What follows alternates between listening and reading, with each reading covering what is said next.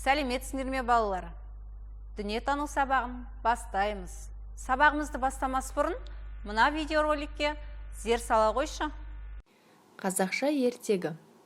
Арыстан мен тышқан. Ертеде орман патшасы Арыстан тоғайдың қалың беделінде ұйықтап жатады. Бір тышқан ойнақтап үстінен жорғалап жүргенін сезіпті. Арыстан ұйқысынан ызаланып оянып, тышқанды ұстап алып өлтірмекші болғанда, тышқан жалбарынып: Тақсыр, мені өлтірмеңізші, бір жолға кешіре көріңіз, деп. Бір күні мен де бір қызметті сізге жарармын, деп қоя беріпті. Арыстан оның сөзіне күліп: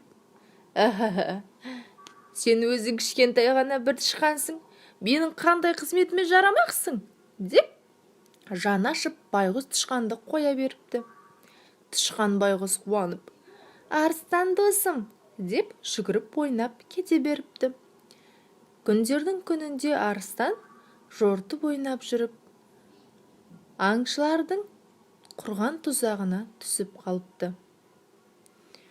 Шарқырып, тыпырлап, ақырып, бақырып жатса да тұзақтан құтыла алмапты.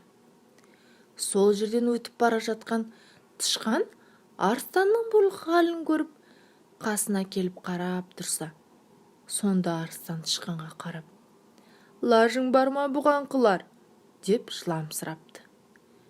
Тышқан дереу өткір тістерімен тұзақтың жіптерін кеміріп, қиып кеп жіберіп, Арыстанды тұзақтан құтқарыпты. Тышқан Арыстанға: Мені кішкентайсың деп мән бермеуші едің? Міне, мен сені бір ажалдан алып қалдым, деп күліпті. Осылайша Арыстан жасалған жақсылықтың қайтарымы болатынын жақсы түсініпті. Осымен ертегі аяқталды. Видеоролик ұнады ма балақай? Ол не жайлы екен? Жарайсың балақай, керемет. Видеороликте өзгеге жақсылық жасау, қайырымды іс жасау жайлы екен. Яғни бүгінгі жаңа сабағымыздың тақырыбы жақсылық пен жаным дос деп аталады. Бұл сабақтың мақсаты туысқандарыңа қамқорлық жасауды үйренетін боласыңдар. Әдеттегінше Бота бізге қонаққа келді. Ол бізге құр келмей, жаңа тірек сөздерін ала келіпті. Олар жақсылық, игі істер және сезім деп аталады. Балалар, сендердің қуанған және мұңайған кездерің болды ма?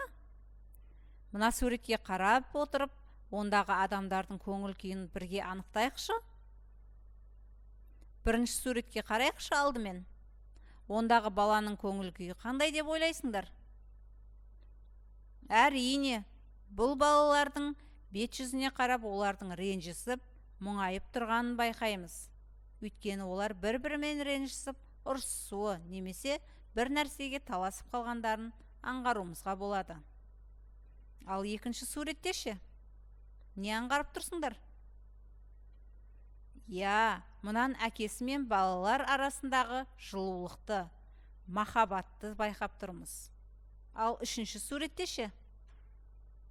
Жарайсың балақай.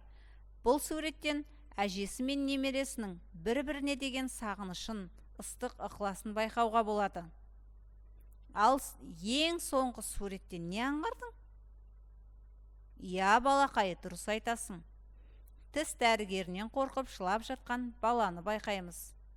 Жақсы көру, қуану, ренжу, ұялу, мұңаю адамға тән сезімдер. Мына суреттерге зер сала отырып, мен айтатын өсиет әңгімені мұқият тыңдай ғой. Адам теңіз жағасымен келе жатып, құмнан бір нәрсені көтеріп, теңізге лақтырып тұрған баланы көреді. Ол жақын келіп, баланың құмнан теңіз жұлдызын алып жатқанын байқайды. Баланың айналасы толған теңіз жұлдызы екен. Көптеген аумақты алып жатыр. Теңіз жұлдыздарын неге суға лақтырып жатырсың? Деп сұрады адам. Егер теңіз жағасында таңертеңге дейін қалатын болса, су кері қайтқанда олар өліп қалуы мүмкін.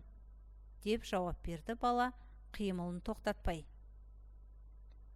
Бұл тіпті ақмақтық қой, деп айқайлады адам.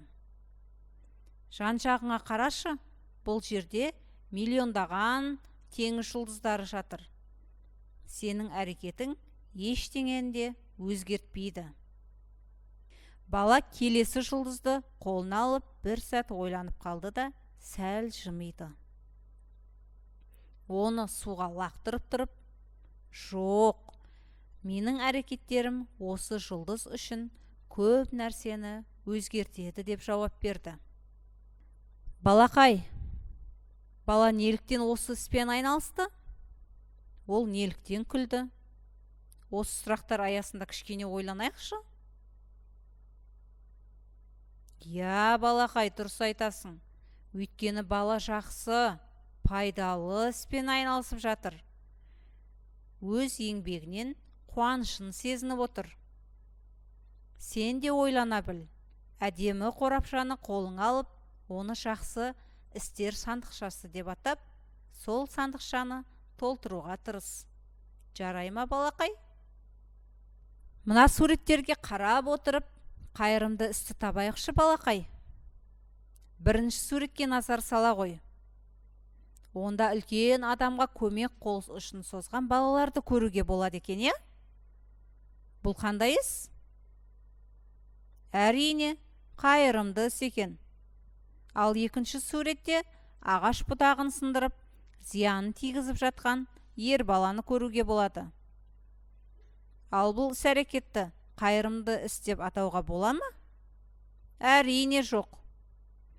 Үшінші суреттен екі ұл баланың бір-бірімен араздасып, төбелесіп жатқанын көруге болады. Бұл да қайырымды іс емес екен, я, балақай? Жаман әдеттен аулақ бол. Ал төртінші суреттен әжесінің қал жағдайын сұрап келген ер баланы аңғарамыз.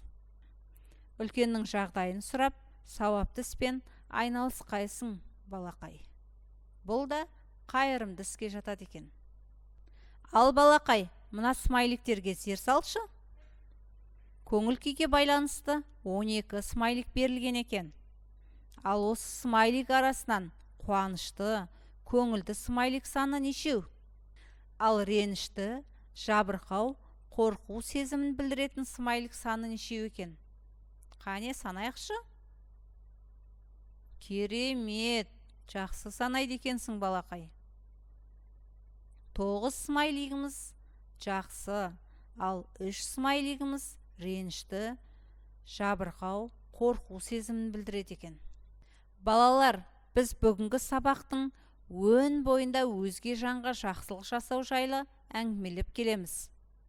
Сол айтылған құнды, бағалы іс-әрекеттер жайлы тағы бір қайталап өтейікші. Біз жақындарымызға жанашыр болуды, достарымызға қолдау көрсету керектігін, ал әлсіздерге көмек қолын созып, үлкенге құрмет, кішіге ізет көрсетуді үйрендік. Жақсы істер қуаныш сыйлайды. Олар ұзақ жылдар бойы есте қалады. Жақсы істер адамдарды тек жақсылыққа жетелейтінін естен шығармайық. Бүгінгі сабағымызды мынадай өлең жолдармен аяқтағым келіп отыр. Жақсылықпен жаным дос, бауырмалымыз бәріміз, үлкенге де кішіге жақсылық жасаудан қалмаймыз. Дұрыс жолды таңдаймыз, самғап ұшып талмаймыз, жанашырлық білдіріп, көмек беруге дайынбыз. Жақсылықпен жаным дос, арамдықты білмейміз, адамдарды алалап, кемсітуді білмейміз, кішіпейіл танытып, қол созамыз баршаға, риясыз ақ көңілмен жақсылық жаса адамға. Балалар, бүгінгі сабағымыз өз мәресіне жетті. Сендерге бүгінгі сабағымыз ұнады деген ойдамын. Егер сабақты жақсы түсінсең, бірінші қуанып тұрған смайликті, ал егер толық түсінбесең, екінші смайликті таңда. Балалар, келесі кездескенше сау болыңдар.